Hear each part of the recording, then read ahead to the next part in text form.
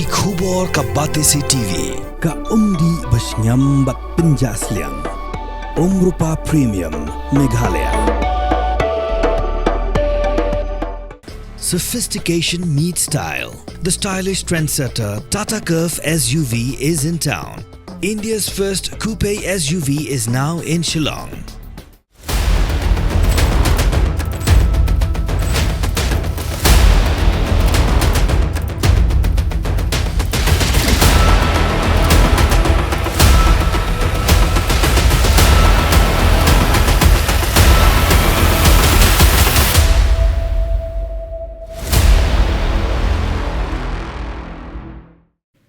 Kajingnya pelujung mud ha Sngi ke Balai, bat ke Sngi ke Bukut jong Shillong Literary Festival, ke Balai Sngi hanong ba Shillong. Kelas Sdang de Jingïakren hapring u ambassador ke Turkey u Sunel, baru director jong tourism u basral viding do. Ha ke Sngi pinkot kendon bongut kinang thokot bat kiru shampang, kibinishim benta ha ke Jingïakren pelujung mud bakin thom, ya Nicholas Kharkongor, Nancy Nisa Beso, Mayang Shakhar, Samra Chowdhury, Mitra Phukhan, Desmond Kharmau Plang, Dr. Janet Dekhar, Nina Sabnani, Samanda Nora Pingrob, Elizabeth Guruvila, Berkeanindita Ghosh. Hadigi nigi program on penhap perdana yakata masa du menteri ke Sarkar Jilla, bepet yakata tourism ubak polling do, beron penbuat segi jemput jingtem ha ke por janmin.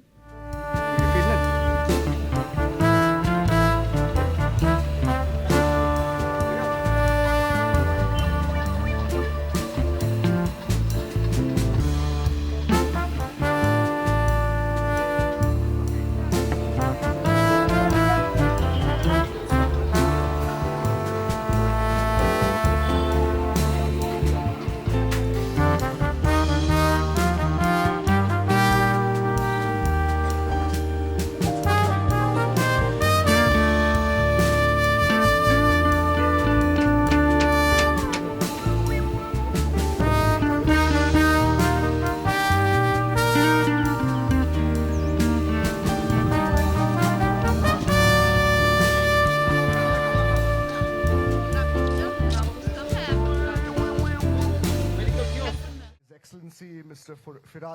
Sunel, Ambassador of Turkey to India. Morning, sir. Pleasure to have you here. Thank you very much. So let me first start by introducing His Excellency for the audience who has just joined us. You know, there was a short introduction read by Wari, but I think it's important to know the depth of knowledge and the books that His Excellency has written.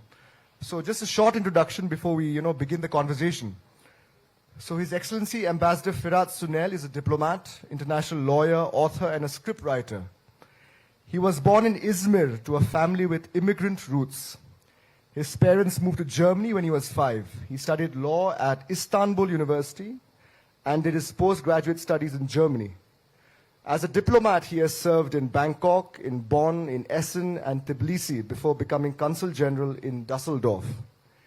In 2013, he was appointed as the first resident Turkish ambassador in Asmara in Eritrea. In 2016, he became Director General for Legal Affairs. As we know, Ambassador is an avid reader and also an author. He has published 4 books, including 3 novels. His first novel, In the Shade of the Weeping Willows, was published in 2010, and it became a bestseller and inspired a TV series. Izmirli, My Last Love, which is a psychological thriller, was published 5 years later. This book is going to be published by Penguin Random House next month as well. And finally, the book we're going to talk about today, which is The Lighthouse Family, was published earlier this year by Penguin Random House and became a bestseller within a fortnight of publication.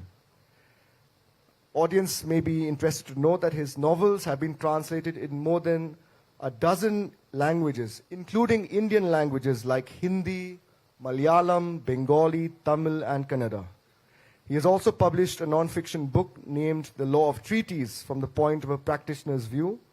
And today we are here to talk about his book, The Lighthouse Family. But perhaps we'll start with understanding about this book, because not many here would have read your book. For the audience here, it's the first time that they're hearing about your book, and the fact that you've written such a wonderful book. So tell us in your words, what is the essence of this book and what are the themes that you cover in this book? Okay, Toh, thank you very much for giving me this opportunity. So The Lighthouse Family is, as you told, my last novel, published earlier this year by Penguin Random House. It's a thin book, so you can complete reading this book in a weekend. This is a historical fiction set against the backdrop of Second World War in Turkey. As you understand from the name, The Lighthouse Family, so this book is being told from the eyes of a little boy. Lived during the Second World War with his family in the lighthouse. And the lighthouse, it does exist in reality. This is in Western Turkey. So his family is from a migrant family coming from Chios, now a part of Greece. And this book is a bit poignant story, although it's just not just a childhood story. It's a poignant story. We see our protagonist, little boy, lives with two siblings, mother, father, and their old aunt in the lighthouse. This is wartime.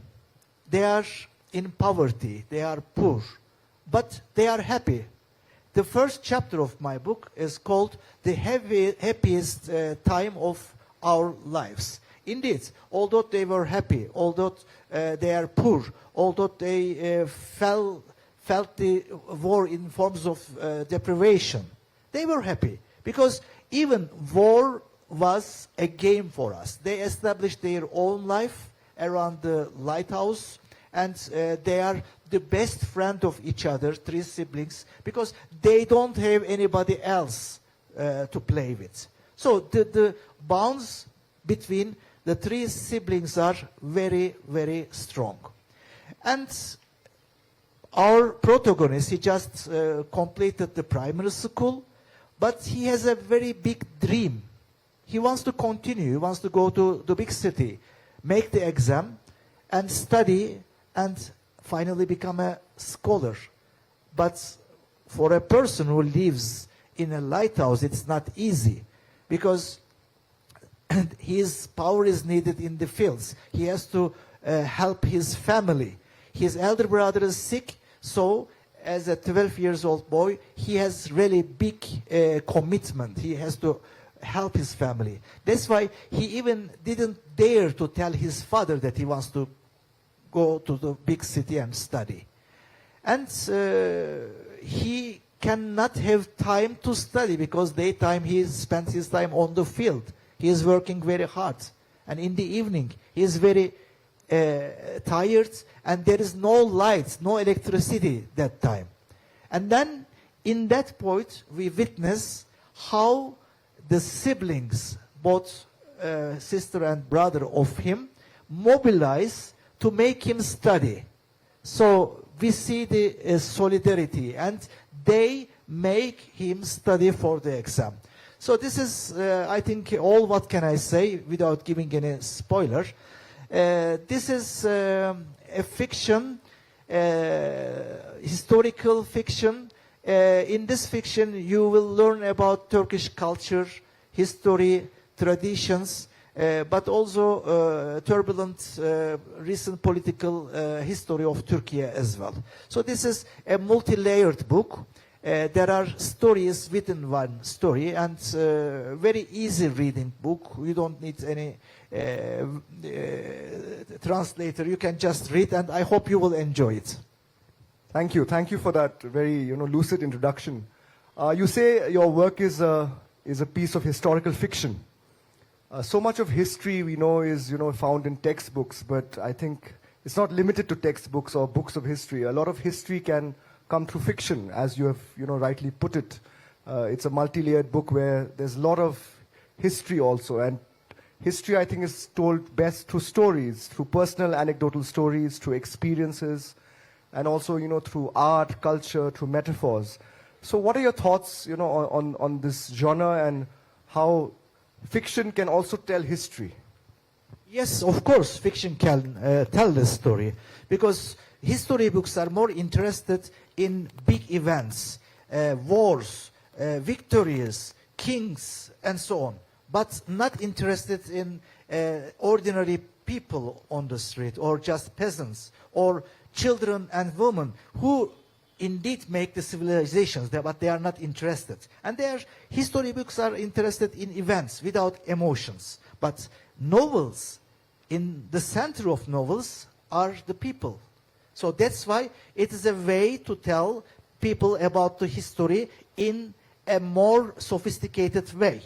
And then you can learn history from the historical fictions. Because historical fictions, okay, we can find our characters, so they can't be just fiction. But the events are real. We cannot distort or change the history. Like the historians, they also don't distort and change. But we interpret in a different way. So, and then history books, on the other hand, is read by students, scholars, or if you are interested in history, then you read a scholar book, a history book. But, you know, novels are read by everybody. You read, you enjoy, you have a plot, but in the same time, you learn about the history as well. So this is the perfect mixture.